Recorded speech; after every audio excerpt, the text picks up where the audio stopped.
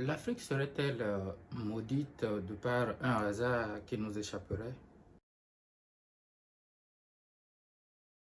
Quand il y a eu la crise au Niger, on a été capable d'installer à Abidjan 2000 hommes en quelques heures, vous voyez.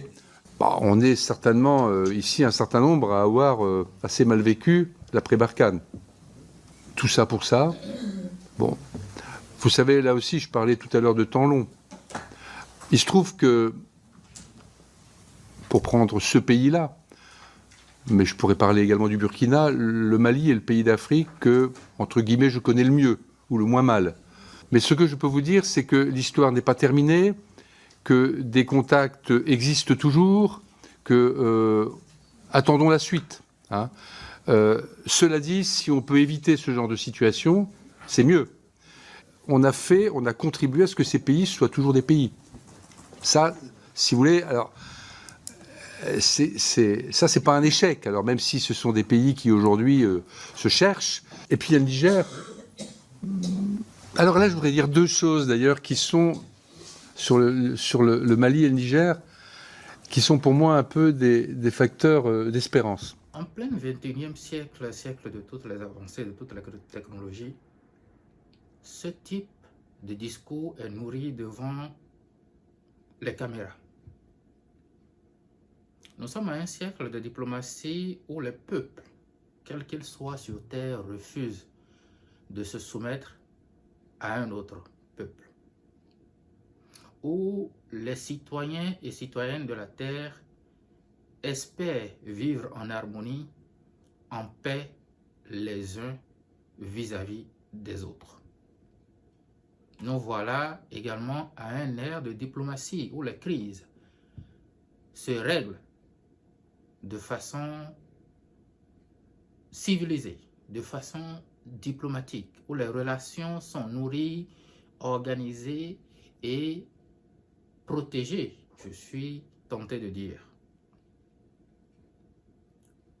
C'est à ce siècle que ce type de discours est nourri. Et je me demande, enfin, je m'amuse à demander si l'Afrique et tout ce qu'elle contient n'est pas par hasard maudite. Parce que ce type de discours est tenu, comme je le disais, devant tout le monde. Et sur nos terres, dans nos rangs, silence radio. Personne ne pipe mot. Je n'entends parler de diplomatie ou de, comment dirais-je, de représailles, de dispositions pour, n'est-ce pas, contrer, pour, n'est-ce pas, apporter des réponses convenables, des réponses nettes face à ce type de comportement. Et puis, par la suite, je me plais à revenir à moi pour me rappeler à moi-même que la chose dure depuis des siècles et que, par conséquent, certainement, nous sommes maudits, pour la plupart. Voilà un continent où la solidarité est absente. Voilà un continent où, contrairement à nos anciens, à nos ancêtres qui préparaient le futur, qui préparaient l'avenir, qui prenaient le bras des plus jeunes pour les préparer à la suite des événements, voilà un peuple à nos ères où la solidarité est complètement absente, où le soutien à son semblable devient comme une denrée des plus rares sur Terre. Prenons par exemple Kemi Seba, un homme cultivé à même de porter la voix de l'Afrique.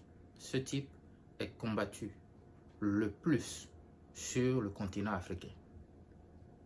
Pourtant, les aînés pouvaient, n'est-ce pas, se dire « Ah, tiens, la Providence nous envoie un signe à travers ce fils.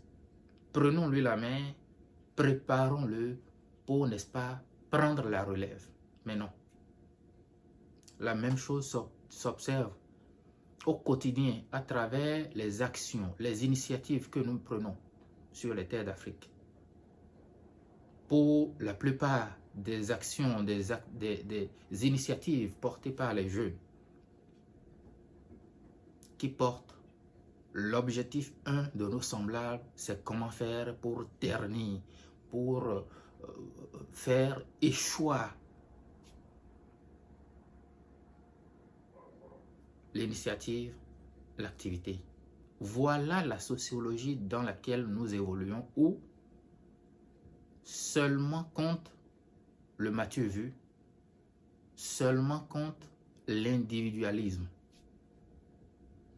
Dans ce contexte, on ne s'attendrait pas, n'est-ce pas, à ce que ceux que nous avons portés pour représenter nos intérêts fassent autre chose que ce que nous observons, puisqu'ils ne sont pas là pour l'intérêt général.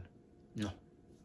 Ils sont là d'abord et avant tout pour l'intérêt personnel. Et c'est dommage. Voilà les raisons qui font que l'Afrique n'avance pas. Nous manquons d'amour propre, nous manquons d'initiative, nous manquons de repères, nous manquons de vision. Et pour les quelques rares qui sont porteurs de vision, c'est comme tuer le poussin dans l'œuf. Ils sont très vite abattus. Et c'est dommage. C'est la raison pour laquelle vous verrez des individus en plein 21e siècle tenir ce genre de langage, tenir ce genre de discours, sans qu'il n'y ait de répondant. C'est-à-dire des normes, des procédures communes, des façons de travailler ensemble communes, sert déjà à des Européens qui pourraient devoir travailler sans l'OTAN. La question, en réalité, elle est essentiellement de la volonté politique des États membres de l'Union européenne. Cette entre-guerre dont on parle, qui a été le mien, et en particulier à la fin de ma carrière, quand j'étais chef d'état-major des armées, nous avons travaillé à essayer de mettre en évidence ces intérêts communs européens. Ce qui est notre destin commun à nous, Européens, c'est la Méditerranée et l'Afrique, où notre destin se joue. Et donc nous avons en permanence essayé, nous Français, d'entraîner les Européens dans cette prise de conscience de la nécessité d'agir collectivement en Afrique et en Méditerranée. Et je suis absolument désolé de voir l'échec de nos engagements au Sahel. Et je pense que de toute façon, nous aurons à nous reposer la question. En plus, un continent qui va connaître une explosion démographique comme aucun continent n'en a jamais connu. Et donc imaginez que ça se passe là, dans les 10-20 ans qui viennent, et que ça n'aura pas de conséquences sur l'Europe, parce que nous vivons dans une sorte de bulle protégée par je ne sais quoi d'ailleurs, c'est tout simplement inconscient. Et donc je pense que cet intérêt commun-là devrait un jour faire que l'Europe se décidera à agir comme une entité politique qui ira défendre elle-même ses intérêts, y compris par le moyen de l'engagement de ses armes. Il est indiqué que Dieu, le Dieu de la Bible, aurait endurci, n'est-ce pas, le cœur du pharaon. Il n'est certainement pas à son premier essai. C'est ainsi qu'il a endurci le cœur de bon nombre de personnages du récit biblique.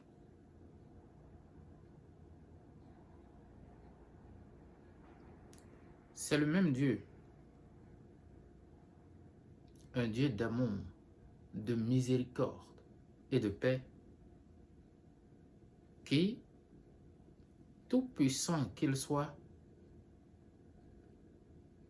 a décidé, n'est-ce pas, de zigouiller tous les premiers-nés d'Égypte pour sortir son peuple que lui-même a ordonné et contraint à l'esclavage à sortir d'Égypte.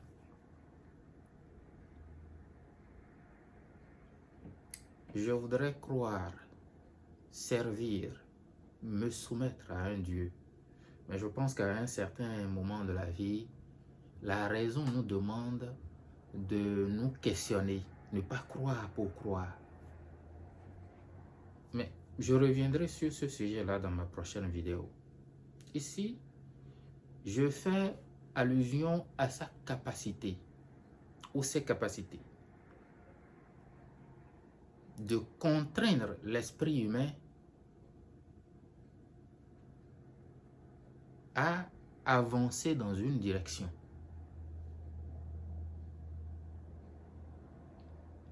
C'est en présence de ce Dieu, du récit biblique, que des individus sont venus en Afrique, sur la terre de nos ancêtres, ravir les nôtres, abattre ceux qu'ils pouvaient abattre, voler, vendre, violer, torpiller,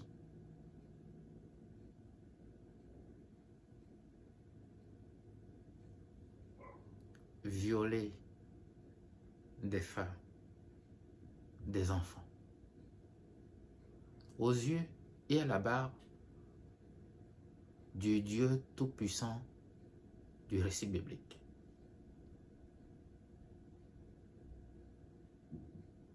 Nos richesses, n'en parlons plus.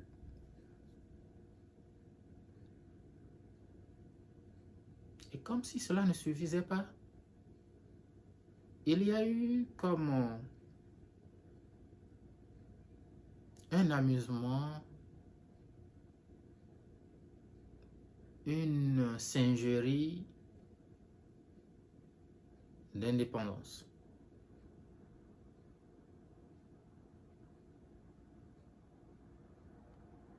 Et à l'ère de cette indépendance, où nous nous trouvons actuellement depuis les années 58-60, le deux poids deux mesures persiste toujours. Toujours au nez et à la barbe de ce Dieu tout-puissant, nos frères et sœurs prennent la mer pour aller échouer soit dans l'océan ou soit, une fois les pieds sur terre, deviennent des esclaves de leurs semblables, au nez et à la barbe de ce Dieu tout-puissant.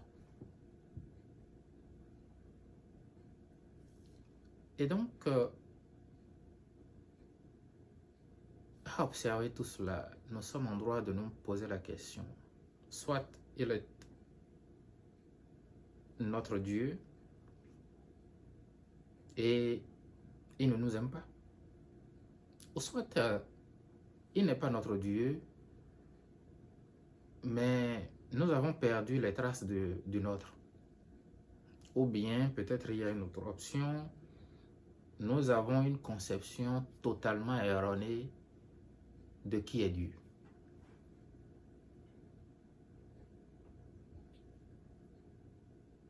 Parce que l'on ne peut être fils au sujet d'un grand roi, d'un divin, et souffrir, se laisser martyriser, ou se voir martyriser comme nous le sommes. Humilié depuis des siècles, comme ce peuple l'est.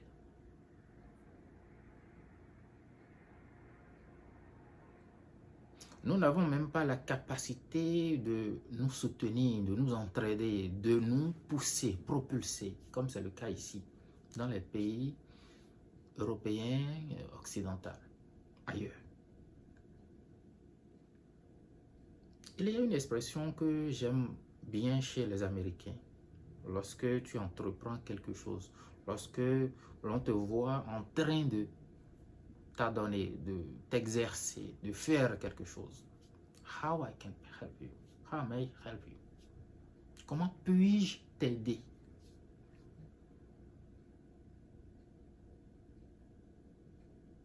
chez nous les Africains,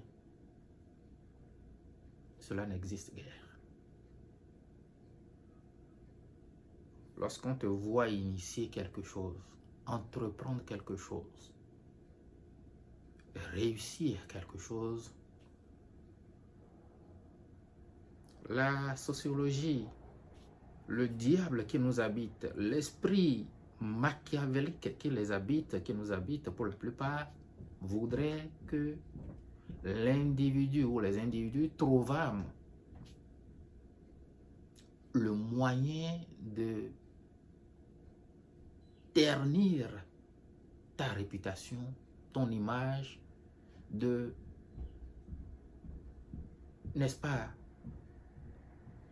te faire disparaître du conglomérat des affaires,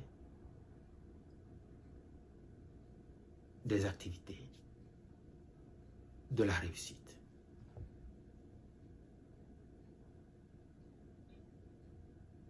Voilà quelle est notre sociologie sur les terres d'Afrique. Voilà pourquoi je me demande si l'Afrique ne serait-elle pas maudite par hasard? À l'analyse et à la lumière des faits successifs de l'histoire, l'on est tenté de dire et de répondre que si, ce continent est définitivement maudit. Parce que comment pouvez-vous comprendre que je dorme sur de l'or,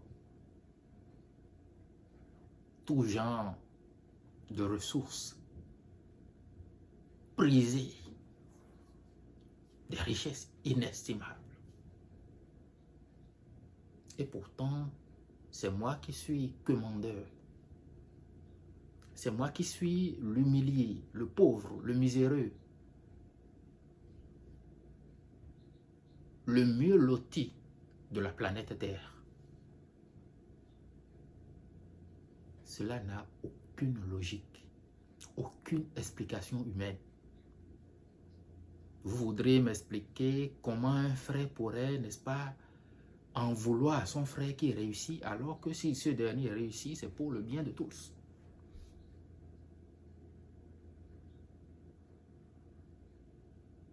Comment peut-on comprendre cela?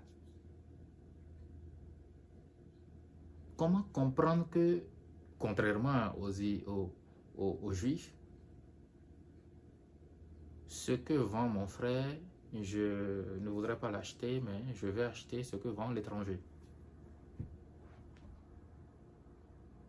Bien entendu, certains y verront une autre logique. Mais lorsque la logique devient plurielle, commune, comment l'expliquer? Comment expliquer cela?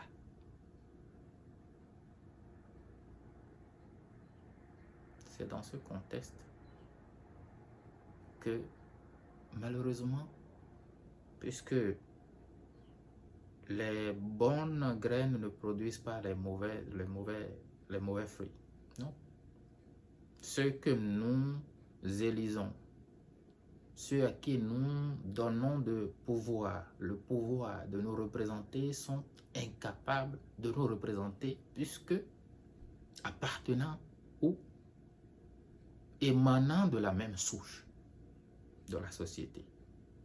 Voilà pourquoi des brindilles, des menus frétés peuvent se permettre au XXIe siècle de manquer de respect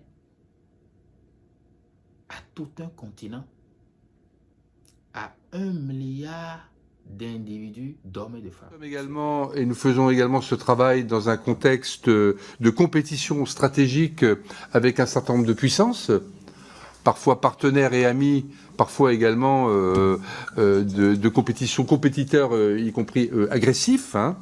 Tout ça, vous le savez, avec sa conséquence qui est une guerre informationnelle, avec sa part évidemment de manipulation, d'attaques informationnelles, et évidemment la présence militaire visible, hein, l'empreinte évidemment constitue une cible évidemment de choix. L'Afrique, c'est un certain nombre de risques, mais c'est aussi des opportunités. Et personne ne bronche. Si ce n'est que quelques l'exception faisant la règle, quelques rares individus. C'est dommage. Voilà pourquoi je dis, je me pose la question, ce n'est pas une question, c'est plutôt une rhétorique. Ne serions-nous pas maudites? Je ne voudrais pas être trop sec. Ne serions-nous pas maudits des centenaires de brimades, de frustration, pardon, d'humiliation. Et cela persiste toujours. Aux yeux et à la barbe du Dieu de la Bible, un Dieu qualifié d'amour, de miséricorde, de paix, un Dieu redoutable. Soit il n'aime pas ses enfants-ci, soit il n'est pas leur père. Nous avons perdu probablement les traces de notre père. Je reviendrai sur cette conception du Dieu de la Bible dans ma prochaine vidéo. Si le divin être qui est au-dessus de tout me permet de voir le jour. C'est dommage. C'est dommage et je pense que nous devons nous poser des questions, de chercher à comprendre, à savoir, même si au plus profond de nous, nous avons conscience que cela changera un jour ou l'autre, puisque l'histoire nous enseigne qu'il n'y a pas de peuple éternel, il n'y a pas de peuple puissant, riche, traversant les âges et les époques. Non. On a parlé de domination sur terre, n'est-ce pas? L'Empire perse, l'Empire romain, l'Empire mandingue, les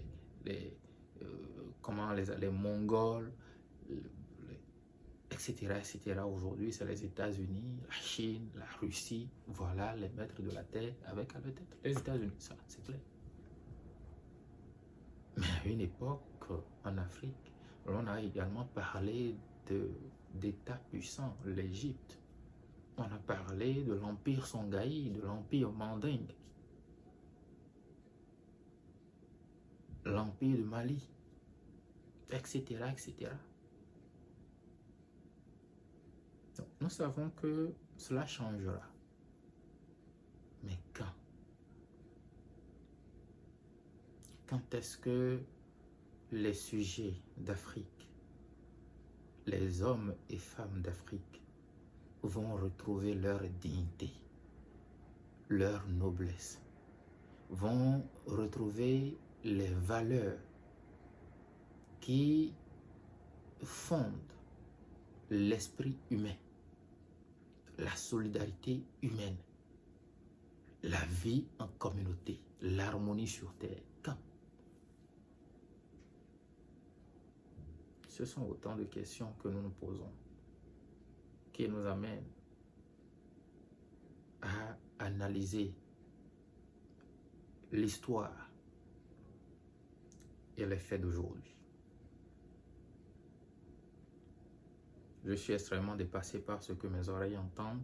Depuis un certain temps, on se croirait dans les années, je ne sais pas moi, dans les années 1800 ou 1900 et quelques, avant les indépendances. Parfois, j'ai comme l'impression que les bambinos à qui nous donnons le pouvoir de nous représenter, ils n'ont pas les infos convenables. C'est comme s'ils n'entendent pas, ils ne suivent pas les infos, ils lisent pas, ils ne sont pas sur le net. les services de renseignement de nos pays sont obsolètes, ils ne foutent rien, et voilà.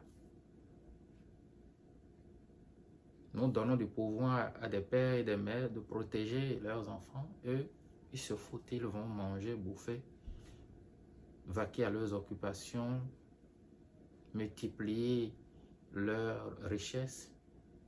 Et bon, que les crocodiles, les panthères, en tout cas les férus de la forêt, mangent leurs enfants, leurs sujets, ça leur est égal. Du moment où eux, ils tirent leur épingle du jeu.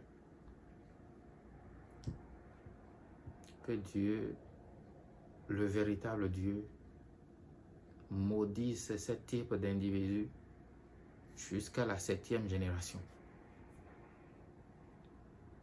Que Dieu, le véritable Dieu, vous maudisse encore et encore, vous à qui les pauvres citoyens détenteurs du vrai pouvoir ont confié les affaires communes ou communes, mais qui choisissaient de faire autre chose. Que vous soyez maudits aujourd'hui jusqu'à la 7e génération. Parce que c'est méchant. C'est comme si vous ne connaissez pas l'histoire.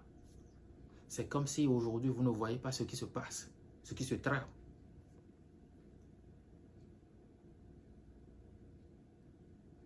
Pourtant vous êtes là.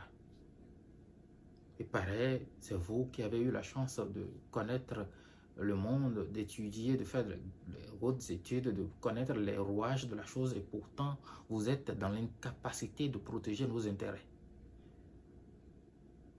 de nous protéger. Vous n'êtes même pas capable de nous donner à manger convenablement. Je dis b.a-ba de la chose. Une fois encore, les individus sans foi ni loi, sans aucun amour à qui nous confions nos destinées, mais qui choisissent de nous trahir, que Dieu, le véritable, une fois encore, vous maudisse jusqu'à la 7e génération.